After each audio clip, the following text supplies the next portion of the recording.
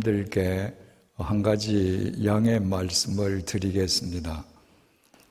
나이를 먹다 보니까 예전 같으면 겪지 않아도 될 사건, 사고를 계속 당합니다. 근래에 제가 얼굴에 심한 부상을 입었습니다.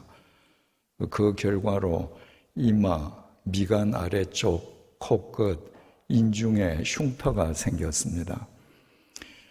나이든 남자 얼굴에 흉터가 생긴들 그 무슨 문제겠습니까?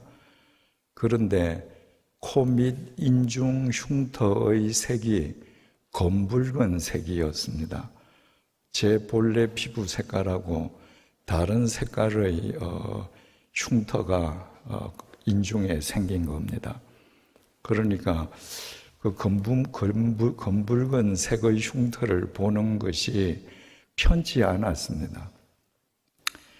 사람이 아무리 깨끗해도 코 밑이 깨끗하게 보이지 않으면 그 사람 전체가 좀 지저분해 보이지 않습니까? 그래서 그 흉터를 가리기 위해서 수염을 다 깎지 않았습니다. 보시기에 좀 생경해 보이시더라도 양해해 주시기 바랍니다. 천하를 호령하던 다윗이 드디어 늙은이가 되었습니다. 다윗의 인생 말년의 모습이 어떠했는지 열왕기상 1장 1절에서 4절이 우리에게 보여주고 있습니다. 열왕기상 1장 1절입니다. 다윗 왕이 나이가 많아 늙으니 이불을 덮어도 따뜻하지 아니한지라. 이때 다윗의 나이가 70세였습니다. 70세 늙은이 다윗이 밤에 잠을 자려고 이불 속에 들어가도 몸이 따뜻하지 않은 거예요. 요즘 의학 상식으로 말하자면 이불을 덮어도 몸이 따뜻하지 않은 것은 혈액순환에 문제가 생긴 것이고 그 원인은 심혈관 기능이 저하되었기 때문입니다. 이것은 오늘날도 나이든 고령자에게는 공통적으로 나타나는 현상입니다. 2절입니다. 그의 시종들이 왕께 아뢰되 우리 주 왕을 위하여 젊은 처녀 하나를 구하여 그로 왕을 받들어 모시게 하고 왕의 품에 누워 우리 주 왕으로 따뜻하시게 하리이다 하고. 요즘 같으면 나이가 들어서 밤에 잠자리가 춥다 그러면 전기담요 한 장 사면 끝입니다. 그런데 3000년 전에는 전기담요가 없었습니다. 잠자리가 추운 왕을 위해서 왕을 모시고 있는 시중드는 신하들이 제시한 타개책이 무엇인가 하면 왕의 몸을 따뜻하게 해줄 젊은 처녀를 한 명 구해서 왕이 밤에 그 처녀를 품고 주무시게 하자 하는 것이었습니다. 함석이나 도자기로 만들어서 그 속에 뜨거운 물을 붓고 밤에 품고 자는 것을 유담프라고 합니다. 옛날 다다미방 시절에는 집집마다 유담프가 다 있었습니다. 지금은 산에 캠핑 가서 텐트를 치고 잔다든지 하는 캠핑족들도 밤에 유담프를 품고 자는 경우가 있습니다. 그러니까 이 다윗 왕의 신하들이 왕에게 제시한 타개책은 인간 유담프용 젊은 처녀를 하나 구해드리자는 거예요. 이것은 유대인들이 유별나서 이 사람들이 이런 생각을 한 것이 아닙니다. 역사적으로 가부장 시대에 걸쳤던 나라에서는 모두 다 이런 제도가 있었습니다. 우리나라에서도 조선 말기까지 나이 든 양반들이 밤에 잠자리가 추우면 젊은 여자를 구해서 품고 잤습니다. 그런 여자들을 가리켜서 아이 동자를 써서 동녀라고 불렀습니다. 그러니까 다윗의 신하들이 우리 임금님이 품고 주무실 수 있도록 동녀 한 명을 구해드리자라고 한 것이 그들이 유별나서가 아니라 그 당시 전 세계적으로 퍼져 있던 관습대로 하고자 한 것입니다. 왜냐하면 다윗 왕이 밤에 잠자리가 추워서 밤에 잠을 설친다면 국사를 그르칠 수 있지 않습니까? 그러니까 왕의 몸이 추운 것은 왕의 개인 문제가 아니라 이건 국가적인 문제거든요. 그래서 인간용 유담풀을 구해드리자라고 생각을 했습니다. 3절입니다. 이스라엘 사방 영토 내에 아리따운 처녀를 구하던 중 수넴 여자 아비삭을 얻어 왕께 데려왔으니 몸이 차가운 왕이 따뜻하게 품을 수 있게 해드리기 위해서 이스라엘에서 제일 열이 많은 처녀를 구하지 않았습니다. 왕의 신하들은 이스라엘에서 가장 예쁜 처녀를 구했습니다. 요즘 말로 표현하자면 3000년 전 미스 이스라엘을 구한 겁니다. 그래서 뽑힌 여자가 아비삭, 수넴 여인 아비삭이라는 처녀였습니다. 4절입니다. 이 처녀는 심히 아름다워. 아비삭은 그냥 예쁜 정도가 아니었습니다. 심히 아름다웠습니다. 그가 왕을 받들어 시중 들었으나 왕이 잠자리는 같이 하지 아니하였더라. 심히 아름다운 아비삭을 신하들이 빼고 뽑아서 왕에게 바쳤습니다. 밤에 품고 주무시면서 밤에 추위를 가시게 하시라고요. 그런데 다윗 왕은 그 예쁜 아비삭이 자기 방에 들어와서 시중 드는 것은 기꺼이 봤는데 밤중에 자기 잠자리에는 발도 못 넣게 했습니다. 신하들은 임금으로 하여금 왕이여 이 처녀를 품고 주무세요 하고 방에 넣어드렸습니다. 그런데 왕은 잠자리가 추워서 밤에 잠을 설치고 추움을 이기지 못할지언정 처나 미색인 아비삭은 자기 이불 속에는 전혀 들어오지 못하게 했습니다. 왜 다윗이 인생 말년에 인생 결벽증 같은 이런 모습을 보이고 있을까요? 다윗의 일생은 사무엘 하 전체에 기록되어 있습니다. 그리고 다윗이 죽으면서 남긴 유언, 그 유언에 따라서 다윗을 이어 솔로몬이 왕위에 오른 이야기는 열왕기상 2장에 기록되어 있습니다.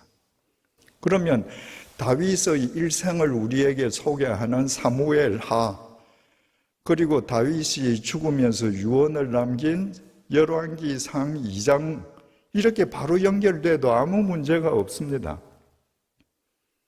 그런데 왜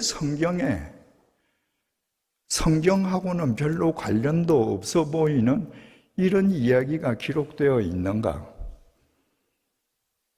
반드시 기록되었어야만 했습니다.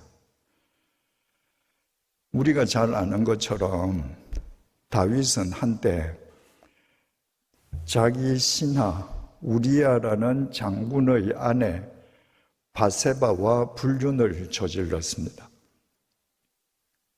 그리고 남편 우리아가 죽자 노골적으로 자기와 불륜을 저질렀던 자기 부하 아내 바세바를 궁에 불러다가 자기 아내를 삼았습니다. 사무엘하 11장 27절입니다.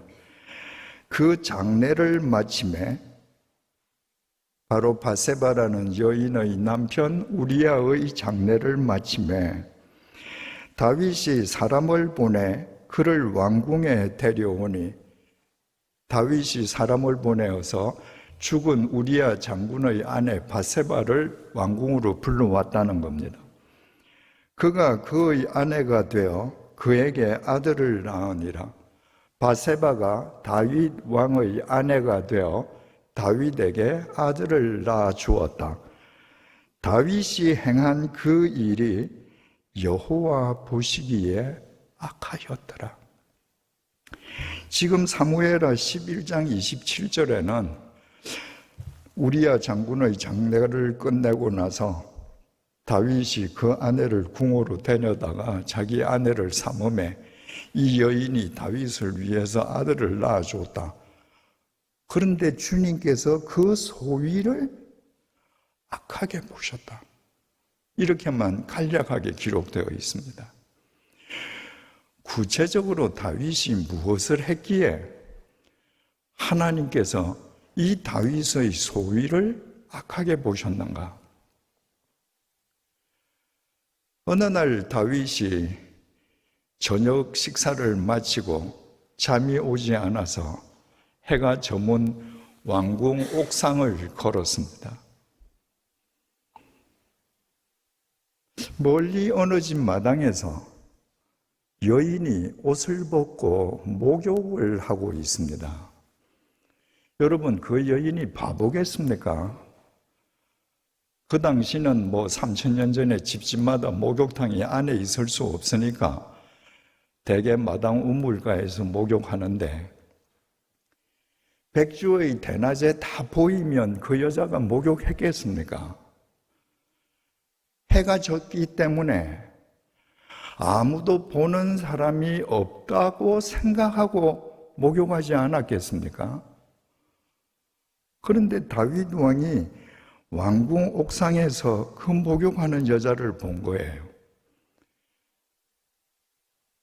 왕궁과 일반 여염집이 처마를 맞대고 있겠습니까? 아무리 왕궁에서 가까운 집이라 할지라도 상당한 거리가 있지 않겠습니까? 상당히 먼 거리의 여자가 해진 저녁에 밤에 목욕을 하는데 그 여자가 예쁜지 안 예쁜지 보일 리가 없습니다. 그런데 사무엘하 11장을 보면요, 그 목욕하는 여자가 다윗에게 심히 예쁘게 보였습니다. 그 어둠 속에 얼굴이 보일 리가 없는데 어떻게 예쁘게 보일까요? 잠이 오지 않아서 왕궁 옥상으로 올라간 다윗이 정욕이라는 우상에 지금 사로잡힌 거예요. 그날 그 여자가 목욕하지 않았더라도 다른 여자가 길거리를 지나갔더라도 그 여자가 예뻐 보였을 것입니다.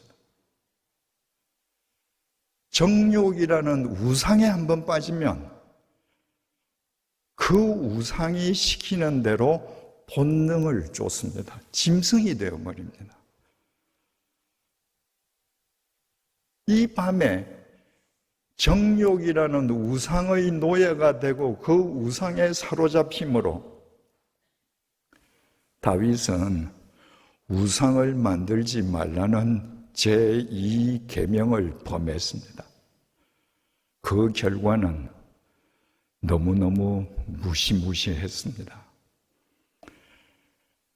얼굴이 제대로 보이지도 않는데 심히 예쁘다고 생각한 다윗이 신하에게 물었습니다. 저 집 마당에서 목욕하는 저 여자 누구냐? 우리야 장군의 아내 바세바라는 거예요. 그 여인의 남편은 우리야 장군인데 마침 다윗의 명령을 수행하기 위해서 지금 전쟁터에 종군 중이었습니다. 집에 없는 거예요. 다윗은 절호의 찬스라고 생각했습니다. 사람을 보내어서 그 우리야 장군의 아내 바세바를 궁으로 데리고 오도록 했습니다. 제10계명은 남의 것을 탐내지 말라인데 첫 번째가 남의 아내를 탐내지 말라는 것입니다. 그냥 보고 가서 잤으면 되는데 자기를 위해서 전쟁터에서 목숨을 걸고 싸우고 있는 그 남자의 여자를 데리고 와라. 그 여자를 탐낸 거예요. 10번째 계명을 범했습니다. 바세바를 왕궁에 불러다가 차를 한 잔 마시면서 남편이 전쟁터에 나가 있는데 애로사항이 얼마나 크냐, 애들 키우는데 어려움은 없느냐, 이런 걸 묻고 보낸 뒤에 그 여인으로부터 들은 이야기들을 자기 정치에 반영했더라면 얼마나 좋았겠습니까? 그런데 왕궁으로 불러들인 자기 충신 우리야의 아내 바세바와 불륜을 저질렀습니다. 간음하지 말라는 7계명을 범했습니다. 그 일이 있고 나서 얼마 지나지 않아서 여인 바세바로부터 연락이 왔습니다. 왕이여, 내가 왕으로 인해서 임신했습니다. 그 말을 듣자마자 다윗이 전쟁터에 전령을 보내었습니다. 그리고 지금 전투 중인 바세바 여인 남편 우리야 장군을 빨리 예루살렘으로 소환해라. 전투 중이던 우리야 장군은 영문도 알지 못하고 왕의 명령을 받고 예루살렘으로 돌아왔습니다. 다윗 왕은 우리야 왕에게 전황에 대해서 몇 마디 물어본 뒤에 주안상을 딸려서 우리야로 하여금 집에 가서 자게 했습니다. 남편 우리야가 왕이 내린 술과 안주를 먹고 취해서 아내와 잠자리를 같이 하면 아내 뱃속에 있는 태아는 남편 아이가 될 거 아니에요. 그때는 DNA가 검사가 없으니까. 제9계명은 거짓 증거하지 말라는 겁니다. 자기가 여인을 범해놓고 그 여인의 태 속에 자기 씨가 들어있는데 그 씨를 자기 씨가 아닌 것처럼 그 여인의 남편의 씨인 것처럼 거짓 알리바이를 만들려고 했습니다. 거짓 증거하지 말라는 9계명을 범했습니다. 우리야 장군은 충신이었습니다. 왕이 주안상을 딸려서 너 얼마나 고생했니? 이제 집에 가서 아내와 편안히 자라. 집에 가지 않습니다. 지금 내 동료들이 목숨을 걸고 전쟁터에서 싸우고 있는데 내가 까닭없이 어떻게 내 집에 가서 두 발 뻗고 자겠습니까? 그리고는 성문에서 경비병들하고 같이 잡니다. 그 다음 날도 집에 가도록 회유했는데 안 갑니다.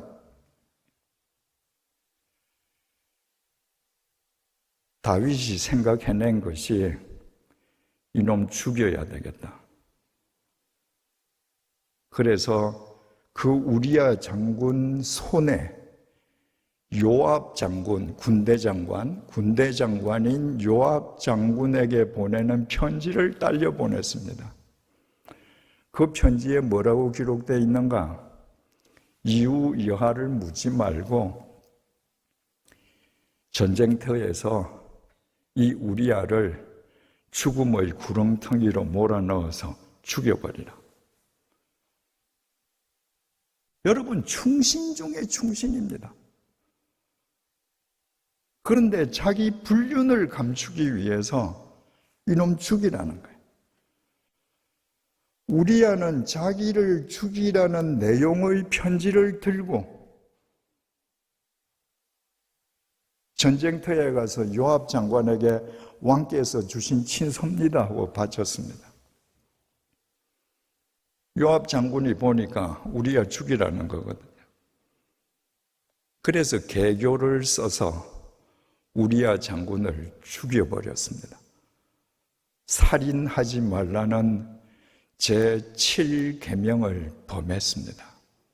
여러분, 불륜을 저지르고 남의 아내를 데려다가 간음하고 그것도 모자라서 그 여인의 남편을 죽이기까지 한다? 세상에 그렇게 흉악한 사람이 있습니까? 그런데 사람들 앞에서 다윗은 그렇게 흉악한 죄를 저지르고도 여호와의 이름을 불렀습니다. 여호와의 이름을 망령되이 부르지 말라. 얼마나 망령되이 부르는 겁니까? 제3계명도 범했습니다. 그리고 안식일이면 국가를 대표해서 거룩하게 안식일 제사에 참여했습니다. 안식일을 거룩하게 지키라. 제4계명 범했습니다. 여러분, 다윗은 하나님을 믿는 사람이었고 하나님에 의해 뽑혀서 왕이 된 사람입니다. 다윗 자신이 잘 알고 있었습니다. 다윗이 왕이 되고 하나님께 지어바친 시편 시들 보십시오. 다윗의 영성이 얼마나 뛰어난지. 그 다윗이 밤에 얼굴도 보이지 않는 여자에 대한 정욕에 사로잡혀서 그 여자를 불러들이고 그 여자와 불륜을 저지르고 그 여자가 임신하자 거짓 알리바이를 만들려고 남편을 불렀는데 그 남편이 말을 안 들으니까 죽여버리고, 그때 다윗의 눈에는 하나님이 없었습니다. 여러분, 다윗의 눈에 하나님이 보였으면 그런 끔찍한 짓을 할 수 있습니까? 다윗은 정욕의 우상에 사로잡히던 그 순간에 자기 마음속에 있는 하나님을 죽여버렸습니다. 그래서 제1계명, 하나님만 섬기라는 첫 번째 계명도 짓밟았습니다. 다윗의 아버지는 이새입니다. 두말할 것도 없이 믿음의 사람이죠.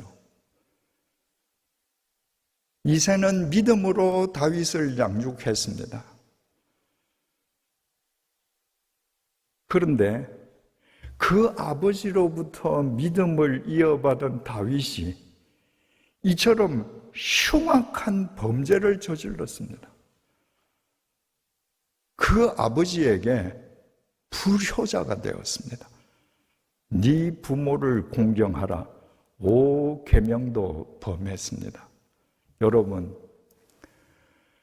우리가 흔히 잘못 알고 있는 것처럼 다윗은 어느 날 밤에 남의 집 아내를 불러다가 간음하는 죄만 저지른 것이 절대로 아닙니다. 그것은 시작이었을 뿐입니다. 그는 바세바를 보고 정욕의 우상에 사로잡히는 그 순간부터 순식간에 10계명을 다 짓밟았습니다. 이것이 죄의 확산성입니다. 한 가지 죄는 절대로 한 가지 죄로 그치지 않습니다. 내가 한 가지 죄를 지으면 마치 고구마 줄기 캐듯이 죄가 줄줄이 이어져서 확산됩니다. 그래서 데살로니가 전서 5장 22절은 악은, 죄는 어떤 모양이라도 다 버리라. 아무리 아름답게 보여도, 모양이 달려 보여도 죄의 속성은 똑같거든요. 한 가지 죄를 범하면 줄줄이 죄는 연이어져 가는 겁니다. 이렇게 십계명을 짓밟고서도 다윗은 신하들 앞에서, 백성들 앞에서 믿음의 성군인 것처럼 연기했습니다. 하나님께서 가만히 두시겠습니까? 하나님께서 나단 선지자를 다윗에게 보내셨습니다. 나단 선지자가 다윗이 알아듣기 쉽게 비유를 들어서 설명을 했습니다. 어느 마을에 큰 부자와 가난한 사람이 살고 있었습니다. 부자에게는 소떼, 양떼가 심히 많았고 가난한 사람의 전 재산은 암, 양, 새끼 한 마리뿐이었습니다. 가난한 사람은 그 암, 양, 새끼를 품고 밥을 먹고 잠을 자서 그 암, 양, 새끼가 가난한 사람에게는 마치 가족과도 같았습니다. 어느 날 부잣집에 손님이 왔습니다. 그랬더니 부자가 자기 집에 그 흔한 소와 양은 다 제쳐놓고 가난한 사람의 유일한 재산인 암양 새끼를 빼앗아서 그것을 잡아서 자기 손님을 대접했습니다. 나단 선지자의 말이 끝나기도 전에 다윗이 불같이 화를 내었습니다. 세상에 그런 나쁜 놈이 어디 있냐? 그런 놈은 당장 죽여 마땅하다. 나단 선지자가 말했습니다. 당신이 바세바라는 여인을 빼앗는 것도 모자라서 그 남편까지 죽인 당신이 가난한 사람의 암양 새끼 한 마리를 빼앗은 불의한 부자, 바로 당신입니다.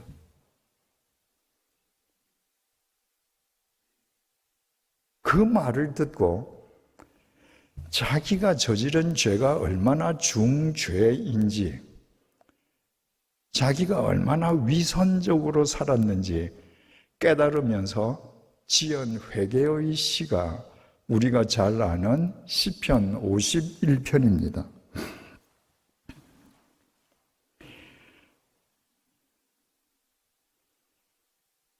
시편 51편 16절입니다. 주께서는 제사를 기뻐하지 아니하시나니 그렇지 아니하면 내가 드렸을 것이라. 주는 번제를 기뻐하지 아니하시나이다. 사람들은요, 죄를 짓고 나서 자기 죄는 가만히 덮어둬요. 그리고 하나님에게 제사만 잘 드리면 다 문제는 해결된다고 생각합니다. 오늘날 용어로 표현하면 죄를 짓고 자기 죄는 그대로 두고 주일 예배 시간에 열심히 참석하고 11조 헌금 꼬박꼬박 내고 주일날 내가 봉사하는 것 열심히 하면 다 문제는 해결된다고 생각합니다. 여러분, 내 죄를 덮어놓고 제사만 드리면 모든 문제가 해결된다고 다윗이 생각했더라면 다윗은 번제를 100번, 200번, 1000번 드렸을 것입니다. 그런데 다윗은 자기 죄의 문제 해결 없이 드리는 제사는 헛것이라는 걸 알았습니다. 17절입니다. 하나님께서 구하시는 제사는 상한 심령이라. 하나님이여 상하고 통회하는 마음을 주께서 멸시하지 아니하시리이다.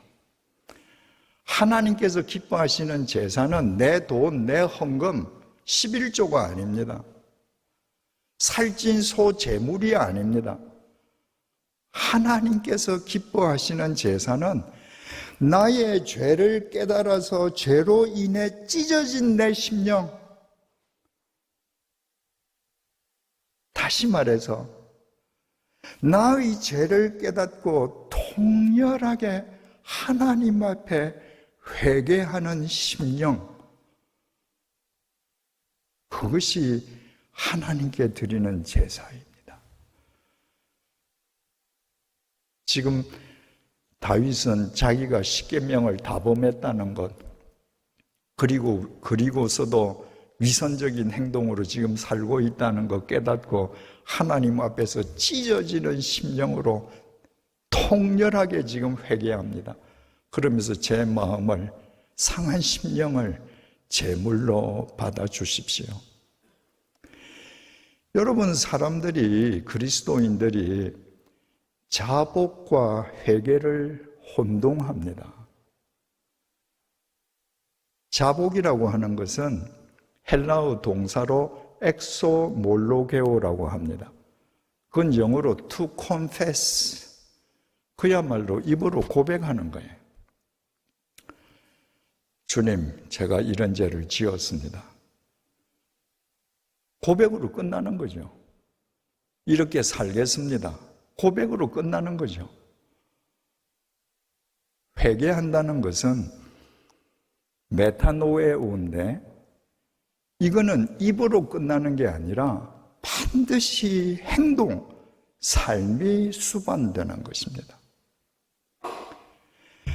내가 걸어가던 길이 그릇된 길임을 알고, 하나님, 내가 지금 그릇된 길을 걷고 있군요 하고 그냥 걸어가는 거, 그게 자복이에요. 내가 걸어가는 길이 그릇된 길임을 알고 180도 돌아서서 새로운 길을 걷는 것, 이게 회개입니다.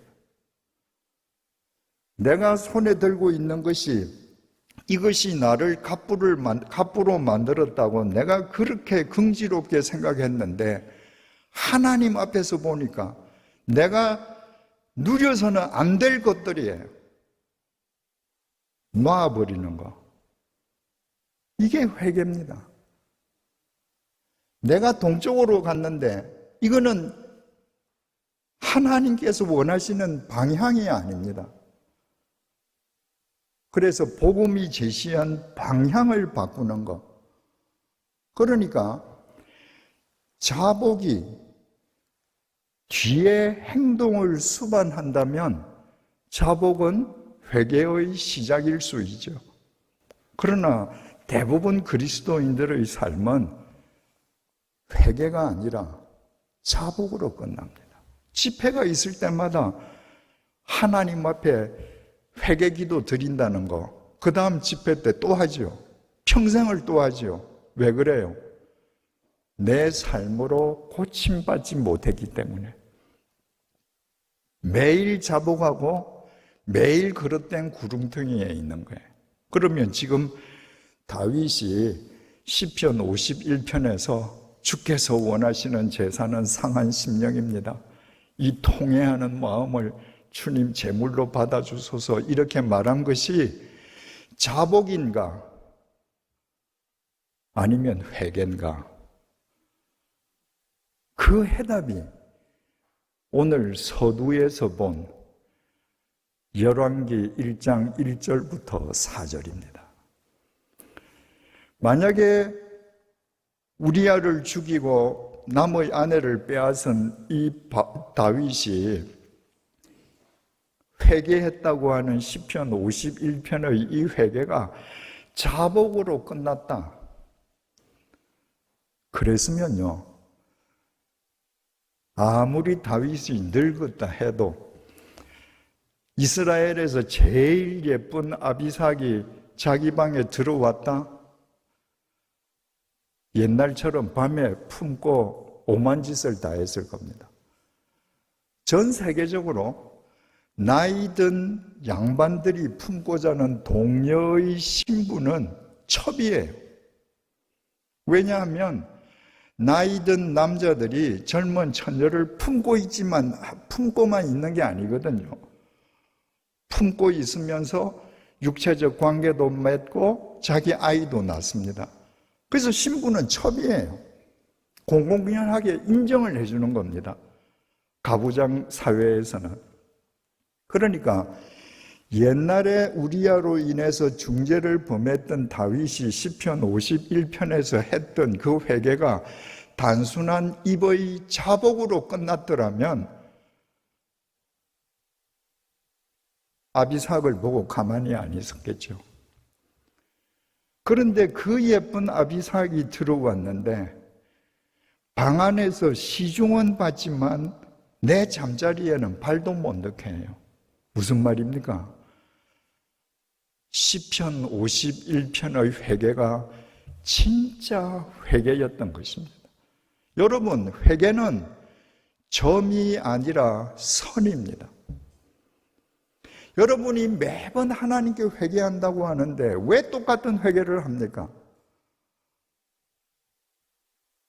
단발적인 점으로 자복만 하기 때문이에요. 내 회개가 점이 아니라 삶으로, 선으로 연결될 때 나이든 다윗이 어여쁜 처녀를 보고도 자기를 지키는 믿음의 이정표가 될 수 있는 것입니다. 지금 이 다윗의 이 행동은 말입니다. 9회 말 2아웃, 3볼, 2스트라이크까지 치고 있던 팀이 9회 말 2아웃, 3볼, 2스트라이크에서 말루 홈런을 쳐서 경기를 역전시키는 것하고 똑같습니다. 여러분, 나무 안에 빼앗고 불륜을 저지르고 그 남편 죽이고 세상에서 그런 흉악범이 어디에 있습니까? 그런데 야구팀이 계속 지고 있다가 9회 말에 역전을 시키면 그 이전에 지고 있던 모든 과정, 심지어는 범했던 실책마저도 9회 말 역전성을 향해 가는 과정으로 승화됩니다. 다윗이 씻을 수 없는 죄를 저질렀지만 그의 하나님 앞에서의 토로가 자복이 아니라 회개였기에 그의 마지막 인생은 9회 말 2아웃, 3볼, 2스트라이크에서 역전 홈런을 쳐서 오늘날 우리 모두의 신앙의 이정표로 남아있는 것입니다. 여러분, 믿음은 자업자득입니다. 뿌린 대로 거두는 것입니다. 만약에 다윗이 그 흉악한 죄를 십계명을 완벽하게 다 짓밟고도 회개하지 않고 자복으로 끝나고 자기는 회개했다고 착각하면서 살았으면 오늘날 우리가 성경에서 만나는 다윗이 존재할 수 있을까요? 그는 비록 흉악죄를 저질렀지만 지속적인 회개의 삶, 말씀을 따르는 그 길을 걸어감으로 위대한 믿음의 영웅이 된 것입니다. 이처럼 다윗처럼 실수해서나 바른 길을 선택해서 믿음의 이정표가 되는 사람이 있는가 하면 평생을 외관상으로는 멋지게 믿는 사람처럼 보이는데 하나님을 제대로 믿지 않고 회개의 길을 걷는 것이 아니라 자기 편한 자복의 길을 걷다가 패가 망신하는 사람도 있습니다. 그것도 자업자득입니다. 엘리 제사장은 하나님을 믿는다라고 하면서도 패가 망신한 대표적인 인물입니다. 엘리 제사장에게 두 아들들이 있었습니다. 큰 아들의 이름은 홈니, 둘째 아들 이름은 비느하스였습니다. 여러분, 우리의 상식으로 따지자면 제사장의 아들들이라면 하나님의 법을 준수하는데 누구보다도 앞장서서 모범적이어야 하지 않겠습니까? 그런데 이 두 아들은 개망난이었습니다. 지네들끼리 개망난이로 살았으면 괜찮은데 어떻게 개망난인가? 이스라엘 백성들이 하나님께 바친 귀한 제물을 중간에서 제멋대로 탈취했습니다. 일반인들은 하나님께 바친 제물을 누군가가 마음대로 탈취한다는 걸 상상할 수도 없었습니다. 그러나 홈니와 비느하스는 마치 그것이 자신들의 권리인 양 아무런 거리낌 없이 그 짓을 했습니다. 그런데 아버지가 그들을 방관했습니다. 제사장 아버지가 하나님께 바쳐준 제물을 내 자식이 건드리는 걸 용납하지 않았더라면 있을 수 없는 일이죠. 하나님께서 그들의 불의한 행위에 대해서 사무엘상 2장 17절을 통해 이렇게 지적하셨습니다. 이 소년들의 죄가 여호와 앞에 심히 크면 그들이 여호와의 제사를 멸시함이었더라.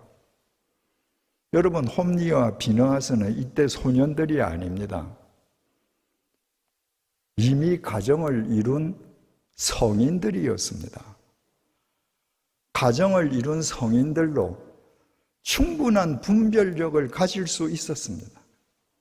그럼에도 불구하고 하나님께 바쳐진 제물을 자기 마음대로 짓밟는 그들을 하나님께서는 아이들, 소년들이라고 그랬습니다.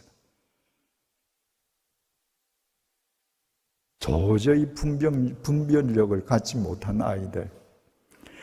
그 아이들이 그렇게 행하는 것은 여호와의 제사를 멸시하기 때문이다.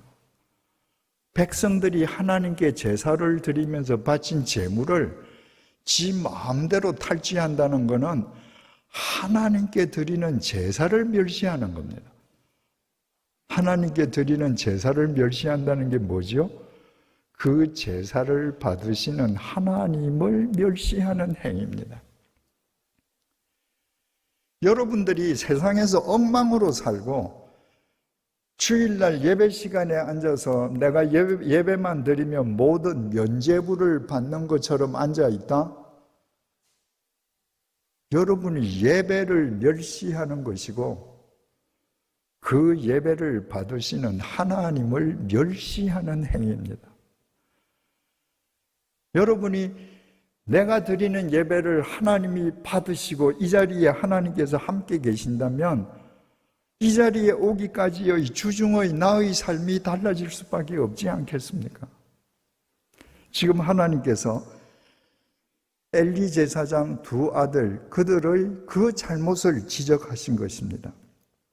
그러나 아버지도 아이들을 훈계하지 않았고 그 아이들은 이제는 제물에 손대는 것에 만족하지 않고 성소에서 수종되는 여자들과 공공연하게 불륜을 저질렀습니다. 막가는 가족이죠. 엘리 제사장이 두 아들들에게 이런 말을 했습니다. 사무엘상 2장 23절에서 25절입니다. 23절입니다. 그들에게 이르되 너희가 어찌하여 이런 일을 하느냐? 이런 일은 재물을 탈취하고 성소에서 수종드는 여자들과 불륜을 저지르는 일들입니다. 내가 너희의 악행을 이 모든 백성에게서 듣노라. 아버지가 지금 아들한테 하는 얘기예요. 너희들이 하는 이 악행을 내가 모든 백성에게서 들었다. 무슨 뜻이겠습니까? 한 명이 와서 엘리 제사장에게 얘기했습니다. 당신 아들이 지금 이런 죄를 짓고 있습니다. 만류하세요. 에이, 내 아들 그럴 리가 없어요. 잘못 보신 겁니다. 다른 백성이 와서 또 얘기합니다. 안 믿어요. 아마 댁이 잘못 보신 걸 거라고, 헛소문, 가짜 소문 들으신 거라고. 그런데 한두 명이 아니라 10명, 20명, 30명, 100명 계속해서 백성이 와서 얘기하는 거예요. 모든 백성. 그제서야 지금 아이들을 불러놓고 이게 무슨 일이냐? 23절, 24절 그 자식들한테 제사장 아버지가 하는 말을 잘 들어보십시오. 내 아들들아, 그리하지 말라. 이렇게 점잖하게 할 얘기입니까? 내게 들리는 소문이 좋지 아니하니라. 지금 사람의 소문이 중요하지 않습니다. 내 자식들의 행위를 하나님께서 어떻게 보시는가? 내 자식들이 하나님 앞에서 어떤 범죄를 저지르는가? 그런데 자식들을 불러놓고 아버지 엘리 제사장은 하나님은 안중에도 없고 세상 사람 소문이 걱정해. 내 자식들 소문이 사람들 사이에서 나쁘게 퍼지면 아버지인 나에게도 악영향을 미칠 테니까. 너희가 여호와의 백성으로 범죄하게 하는도다. 앞으로 너희들 그렇게 살면 안 돼. 이게 아니라 너희들이 그렇게 살면 백성들이 너희들을 따라서 재물을 탈취하거나 성소의 여자들하고 불륜을 저지르지 않겠니? 에둘러서 표현합니다. 성인에게 이런 표현으로 그들의 잘못을 막을 수 있을까요? 불가능합니다. 25절입니다. 사람이 사람에게 범죄하면 하나님이 심판하시려니와 하나님 앞에 성경을 보시면 일자가 기록되어 있습니다. 그래서 아래쪽 주난을 보면 일자에 법관이라고 기록되어 있습니다. 사람이 사람에게 범죄하면 오늘날에도 하나님을 대신한 법관이 심판합니다. 법정에서 재판관 사람이잖아요. 사람이 재판을 하기 때문에 사람인 변호사가 사람인 법관에게 피고를 변호해 줄 수 있습니다. 그러나 만일 사람이 여호와께 범죄하면 누가 그를 위하여 간구하겠느냐? 사람이 사람에게 죄를 범하면 법관이 재판을 하니까 사람이 변호해 줄 수 있지만 하나님께 죄를 범하면 누가 변호해 줄 수 있겠느냐? 그러므로 너희들은 지금 하는 행동 당장 고쳐야 돼.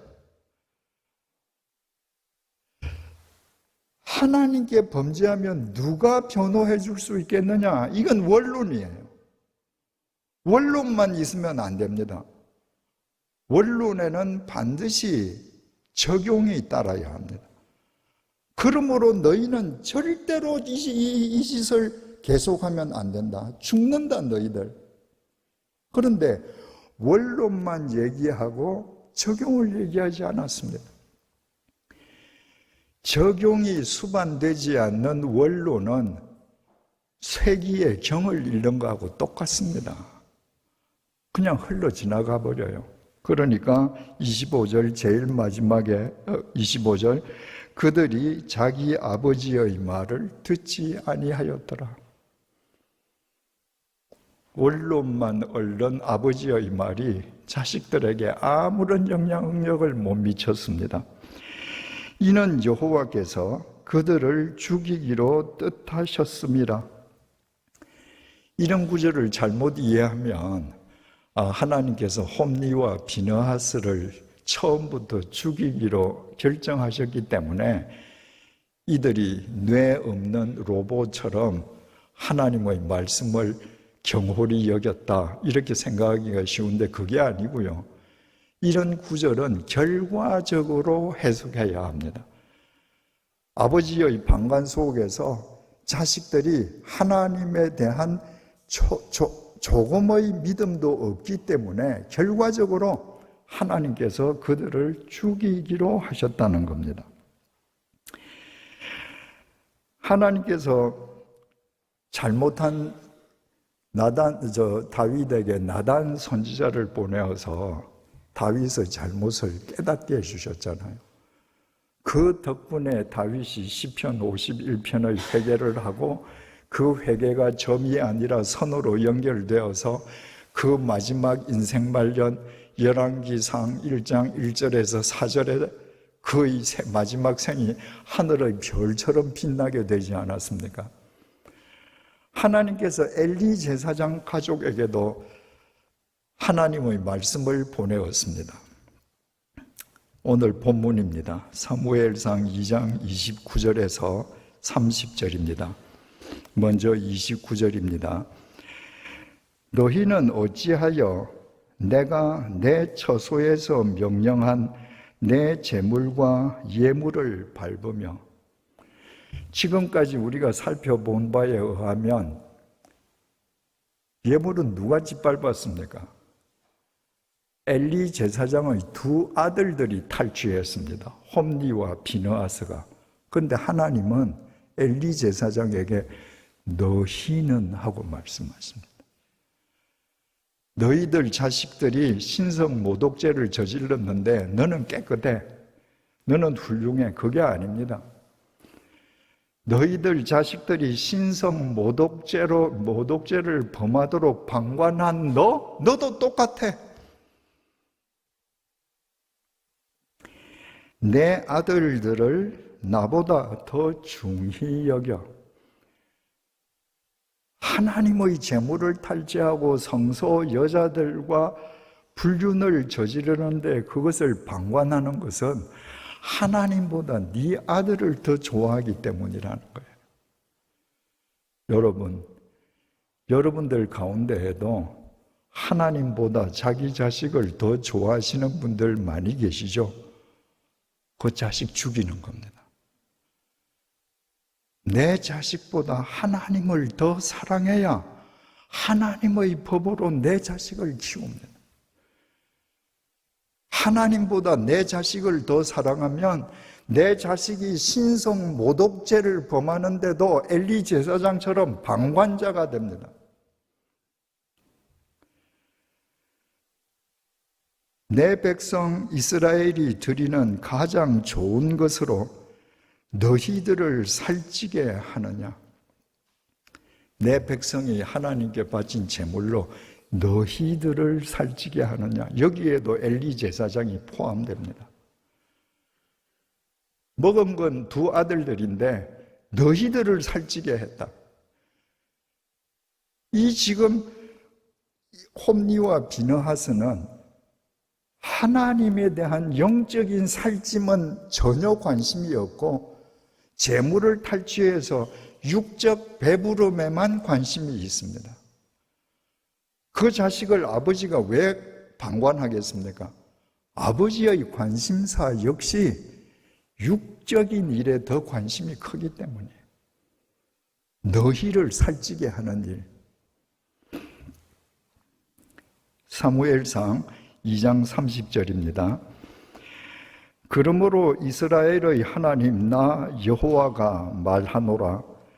내가 전에 내 집과 내 조상의 집이 내 앞에 영원히 행하리라 하였으나, 엘리는 모세의 형이자 이스라엘 초대 대제사장인 아론의 후손입니다. 하나님께서 일찍이 출애굽기 29장 9절을 통해서 아론에게 이렇게 언약을 주셨습니다. 아론과 그의 아들들에게, 아론과 그의 아들들, 이 말은 아론의 직계 아들만 이야기하는 것이 아니라 아론을 뒤따르는 모든 후손을 포함하는 말입니다. 아론과 그의 아들들에게 띠를 띄우며 관을 씌워 그들에게 제사장의 직분을 맡겨 영원한 규례가 되게 하라. 너는 이같이 아론과 그의 아들들에게 위임하여 거룩하게 할지니라. 그 후손들에게, 아론의 후손들에게 제사장 직분을 맡겨 영원한 규례가 되게 하라. 이건 그들과 영원히 동행해 주시겠다는 말씀이잖아요. 지금 사무엘상 2장 30절에서 그 말씀을 하셨어요. 이제 나 여호와가 말하노라. 결단코 그렇게 하지 아니하리라. 엘리 제사장 집안은 아론 제사장의 계보에서 내가 빼버릴 거예요. 그리고 성경에서 핵심적인 말씀을 하십니다. 사무엘하 2장 30절 하반절입니다. 나를 존중히 여기는 자를 내가 존중히 여기고 나를 멸시하는 자를 내가 경멸하리라. 나를 존중히 여기는 자를 하나님, 내가 그를 존중히 여겨주고, 하나님, 나를 멸시하는 자를 하나님, 내가 그를 경멸하겠다. 이 말씀도 오해하기가 쉽습니다. 하나님은 천지를 창조하신 창조주시고 우리는 피조물에 불과합니다. 하나님은 전지전능하시고 우리는 보잘것없는 미물들입니다. 그런 크신 하나님이 개미보다 작은 우리 앞에 놓고 네가 나를 존중하냐? 그럼 나도 너 존중해 줄게. 네가 나를 멸시하니? 그러면 나도 경멸할 거야. 그러면 그 하나님 얼마나 쪼잔합니까? 그 하나님이 사랑의 하나님이 될 수 있습니까? 그 하나님이 자비를 베풀 수 있겠습니까? 주님의 이 말씀은 이런 뜻입니다. 하나님은 말씀이시잖아요. 나를 존중히 여기는 자, 나의 말씀, 하나님의 말씀을 존중히 여기는 자, 그는 자기가 존중히 여기는 그 하나님의 말씀에 의해서 존귀하게 세워집니다. 그런데 하나님을 멸시하는 것은 하나님께서 주신 말씀을 멸시하는 거예요. 내가 하나님의 말씀을 멸시하면 무엇으로 살지요? 내 욕망을 따라 삽니다. 그러면 욕망을 따라 사는 삶은 아무리 돈이 많고 아무리 출세한 것 같더라도 경멸스럽게 파멸하고 맙니다. 그 말씀이에요. 흉악 범죄를 저질렀던 다윗이 나단 선지자의 말을 듣고 회개하면서 하나님을 존중히 여기는 삶을 시작했습니다. 하나님의 말씀을 존중히 여기는 삶이에요. 그 말씀이 다윗을 존귀히 가다듬어서 영원한 믿음의 이정표가 되게 해 주었습니다. 그렇다면 나단 선지자의 말을 들었던 다윗이 하나님을 존중하는 삶을 다시 시작했듯이 하나님의 이 경고를 받았던 엘리 제사장 가족들 역시 이 하나님의 말씀 앞에서 삶을 돌이켜야만 했습니다. 하나님의 말씀을 존중히 여기는 삶을 시작해야만 했습니다. 만약 그랬더라면 흉악한 삶을 살았던 다윗의 삶이 별빛처럼 성화된 것처럼 엘리 제사장 가문도 그 믿음이 빛나게 되었을 것입니다. 그러나 다윗과 나단 선지자의 가장 큰 차이는, 나단 선지자는 이 하나님의 말씀을 듣고도 하나님을 멸시했습니다. 결과는 어떻게 되겠습니까? 하나님의 말씀을 멸시하는 그 삶은 하나님과 사람의 경멸 속에서 파멸할 수밖에 없습니다. 블레셋이 이스라엘을 쳐들어왔습니다. 첫날 전투가 벌어졌는데 모든 면에서 블레셋의 전력이 앞섰습니다. 첫날 전투에서만 이스라엘 병사가 4,000명이 죽었습니다. 이스라엘 병사들이 홈리와 비느하스 엘리 제사장 아들들하고 의논을 해서 실로에 있는 여호와의 법궤를 전쟁터로 가지고 왔습니다. 하나님의 법궤가 우리 옆에만 있으면 우리가 무조건 블레셋을 이길 수 있을 거야. 하나님 말씀대로 살지는 않으면서 하나님의 법궤를 그렇게 부적처럼 생각하는 미신적인 신앙이었습니다. 그렇게 하나님을 멸시하는데 하나님께서 그들과 함께 하시겠습니까?